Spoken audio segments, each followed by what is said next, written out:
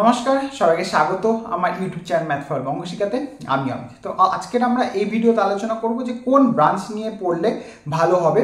এটা আমি সব কটা ব্রাঞ্চের ক্ষেত্রেই তোমাদেরকে একটা একটা করে ডিসকাশন করব যে কোন ব্রাঞ্চের ক্ষেত্রে তুমি মনে করতে পারো যে তোমার ক্ষেত্রে প্রেফারেবল। কারণ তোমার ক্ষেত্রে কোনটা প্রযোজ্য সেটা কিন্তু অন্যজনের ক্ষেত্রে প্রযোজ্য হবে না, বা অন্যজনের ক্ষেত্রে যেটা প্রযোজ্য সেটা তোমার ক্ষেত্রে প্রযোজ্য হবে না। তো এইটা নিয়ে আমি ডিটেলসে ডিসকাস করবো, একটুখানি সুন্দর করে বলার চেষ্টা করব। তোমরা একটুখানি মনোযোগ সহকারে শুনবে, তাহলে তোমরা বুঝতে পারবে যে আমি কি বলতে চাইছি। তারপরে যদি তোমাদের কোনো কোয়ারি থাকে অবশ্যই কমেন্ট সেকশন ওপেন আছে, তোমরা কমেন্ট করতে পারো। ভালো লাগে লাইক সাবস্ক্রাইব শেয়ার করতে তো ভুলবে না, কারণ পরবর্তী ক্ষেত্রে তোমাদের কাউন্সিলিং থেকে শুরু করে বাকি প্রসেসগুলোর জন্য সমস্ত কিছুই কিন্তু হেল্প তোমরা এই চ্যানেলের মাধ্যমে পেয়ে যাবে। আচ্ছা, এবার আসে আমরা মেন টপিকে। যে আমরা দেখো নর্মালি কিন্তু 90% ক্ষেত্রে আমরা ব্রাঞ্চগুলোকে চুজ করি আমাদের হলো প্যাকেজ দেখে। মানে আমরা আফটার কলেজ মানে ক্যাম্পাসিংয়ে আমরা কতটা প্যাকেজ পাবো এইটার দিকে কিন্তু 90% লোকেরা দৌড়ায়, ঠিক আছে।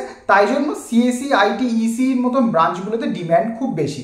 তো সেখানে তুমি সেইগুলোকে চুজ করতেই পারো যদি তোমার কোডিংয়ের ক্ষেত্রে বা কম্পিউটার নলেজের ক্ষেত্রে বা ইনফরমেশন টেকনোলজির ক্ষেত্রে এই সমস্ত দিকে তোমার ন্যাক থাকে, তাহলে তুমি যেতেই পারো। জোর করে কোডিং শিখে কোনো লাভ নেই, কারণ তুমি সেখানে ইউনিক নিজেকে কিছু প্রমাণ করতে পারবে না। কারণ কম্পিটিটিভ মার্কেটে তোমরা দেখতেই পাচ্ছ যত আর্টিফিশিয়াল ইন্টেলিজেন্সের আবিষ্কার হচ্ছে বা সেটাকে প্রয়োগ করা হচ্ছে, নর্মালি মানুষের ক্ষেত্রে সেখানে কিন্তু কাজ করার স্কোপটা একদিক থেকে কমছে, আরেক দিক থেকে বাড়ছে। যারা কোডিং করতে পারে, তারা নতুন নতুন জিনিস যদি ডেভেলপ করতে পারে, তারা যদি সেই জিনিসগুলোকে আরও মডিফাই করতে পারে, তাহলে তার গুরুত্ব সেখানটা রয়েছে। তো তাই জন্য এই কম্পিটিটিভ জায়গায় নিজেকে আগে সেপারেট করে নিতে পারো অন্যদের থেকে, যে নিজেরা দেখে নাও যে ওই কম্পিটিটিভ মার্কেটে নিজেকে রাখতে পারবে কি পারবে না, নাহলে সেপারেট লাইন চুজ করে নাও নিজেকে অন্যদিকে নিয়ে যাওয়ার জন্য। এবার দেখো ইলেকট্রিক্যালের ক্ষেত্রে মানে ইলেকট্রনিক্স অ্যান্ড টেলিকমিউনিকেশনের ক্ষেত্রে বা ইলেকট্রনিক্সের ক্ষেত্রে এগুলো সবসময় একটা ভালো জায়গা, যেখানটায় তুমি মোটামুটি একটা সিকিউর জায়গা তুমি ভাবতে পারো। এবং ইসি যেটা রয়েছে সেখানে কিন্তু এখনো পর্যন্ত নতুনভাবে স্কোপ তৈরি হচ্ছে এবং সেক্ষেত্রে ছাত্রছাত্রীরা সেটা নিয়ে এগোতে পারে।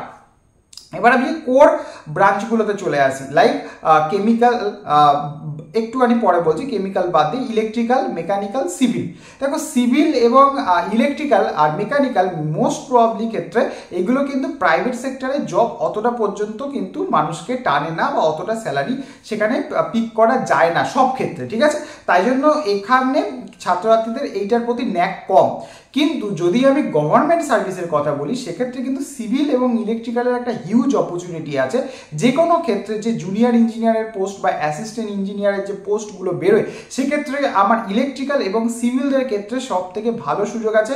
সেখানটায় সেন্ট্রাল গভর্নমেন্ট বা স্টেট গভর্নমেন্টের যে কোনো ক্ষেত্রে তারা সেটাকে এক্সাম দিয়ে সেগুলোকে যদি অ্যাভেল করতে পারে, তাহলে সে নিজে বুঝতে পারছে না যে সে কত বড় অপরচুনিটি সে মিস করছে। শুধু আমরা 50 লাখ টাকার প্যাকেজে না গিয়ে যদি আমি অ্যাসিস্ট্যান্ট ইঞ্জিনিয়ার থেকে স্টার্ট করতে পারি, তাহলে স্টেট গভর্নমেন্ট বা সেন্ট্রাল গভর্নমেন্টের যে প্যাকেজের স্যালারি এবং তার সাথে বাকি বেনিফিটগুলো পাবো, তাহলে তুমি ভাববে যে ওই 50 লাখ টাকা বা 1 কোটি টাকা তোমার কাছে কিছু নয়, ঠিক আছে। এই জিনিসটাও হতে পারে, ঠিক আছে। এটা মানুষের মেন্টালিটির উপর ডিপেন্ড করে যে আমার 50 লাখ টাকা দরকার, আমি লেভিসি লাইফ লিড করবো, আমি হেকটিক শিডিউলের মধ্যে থাকবো, আমার চাকরির ওপরে একটা প্রেশার থাকবে। অনেকে ভাবে না ঠিক আছে আমার 12-15 লাখ টাকা বা 20 লাখ টাকা পর্যন্ত আমি যদি স্যালারিতে চলে আসি, নর্মালি জুনিয়র ইঞ্জিনিয়ারের যদি স্টেট গভর্নমেন্টের চাকরি হয়ে যায় মোটামুটি ওই ধরো 6 থেকে 7 লাখ টাকা অ্যারাউন্ডে হয়ে যায়, এবং তার সাথে বাকি তো ফেসিলিটি রয়েছে।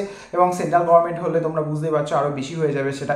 তো সেক্ষেত্রে স্টার্টিংয়ে এটা হতেই পারে। তো সেক্ষেত্রে সিভিল এবং ইলেকট্রিক্যালটা বেশি প্রেফারেবল।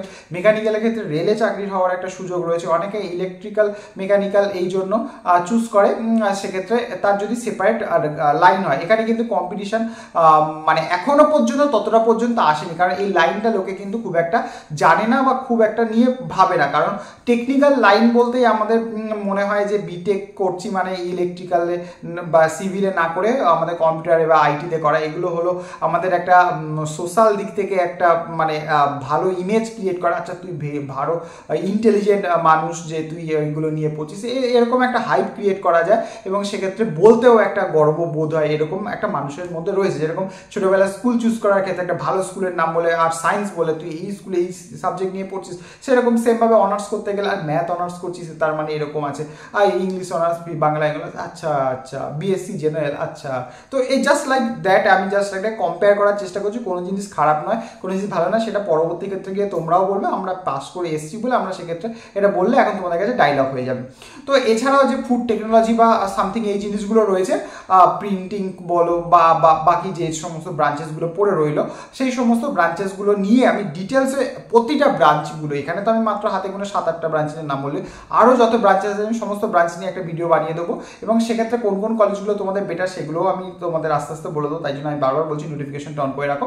আর এখানটায় বাকি ব্রাঞ্চগুলো যেমন ফুড টেকনোলজি থেকে শুরু করে জুট পর্যন্ত সমস্ত কিছু তোমরা করতে পারো। সেক্ষেত্রে নির্দিষ্ট জায়গা রয়েছে, কম্পিটিশন এখানটায় কম, স্কোপটা সেই অর্থে তুমি পেয়ে যেতে পারো। সে এমনকি কৃষি বিদ্যালয় বলো বা মানে বিটেক তুমি করো কখনো, এই তোমাদের ফার্মাসি যেটা রয়েছে সেটা মানে বি ফার্মা, আর বিটেক যদি আমি কখনো এই ফার্টিলাইজার বা এই রিসার্চের দিক থেকে যে জিনিসগুলো রয়েছে, হ্যাঁ কৃষি বিজ্ঞান কলেজগুলো রয়েছে, ইউনিভার্সিটিও রয়েছে নর্থ বেঙ্গলে, তো এই জায়গাগুলোতেও আমরা সেগুলোকে নিয়ে যেতে পারি। ঠিক আছে, তো এই জিনিসগুলো আমি তোমাদেরকে বলার চেষ্টা করছি যে আগে পরে গিয়ে যাতে না আমাদের কোনো সমস্যা হয়, তাই জন্য ব্রাঞ্চ চুজ করার ক্ষেত্রে আগে দেখো না যে আমাকে লোককে বলতে হবে, তাই জন্য আমি ব্রাঞ্চটা নিচ্ছি।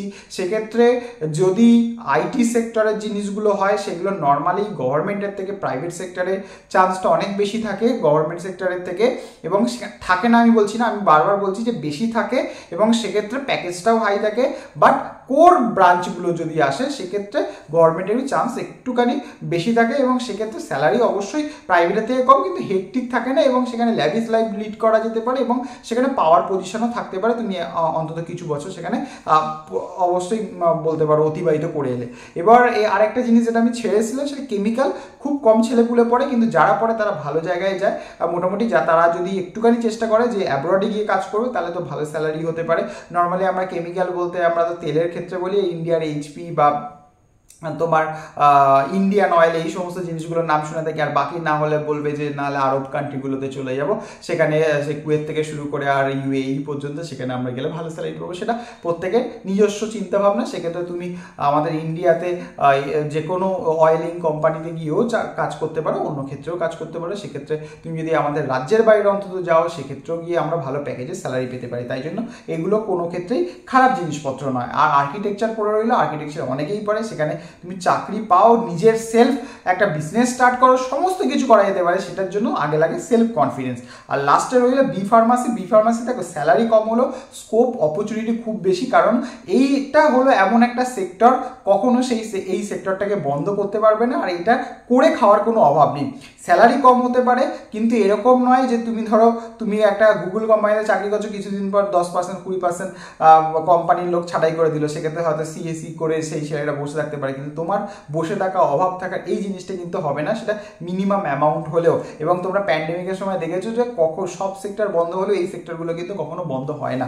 তো এইটা নিজের বিজনেসও স্টার্ট করতে পারো, আস্তে আস্তে ফিল্ডে তুমি ভালো ওয়াকিবল হলে। আর শুধুমাত্রই যে এইটাতে আমরা এমআর করতে পারি, মেডিকেল রিপ্রেজেন্টেটিভ, এরকম ব্যাপার না, যে কোনো কিছু করা যেতে পারে। ফিল্ডে থাকলে 2-3 বছর পর নিজেরই বুদ্ধি চলে আসবে, আগে থেকে জ্ঞান দিলে সেই জিনিসগুলো তোমাদের কাছে ভাওতাবাজি মনে হবে। তো এইটুকুনি বলার ছিল। যদি কথাগুলো ভালো লাগে লাইক শেয়ার করতে ভুলবে না। দেখা হচ্ছে তোমার সাথে পরে ভিডিওতে। তো till then take care, good by.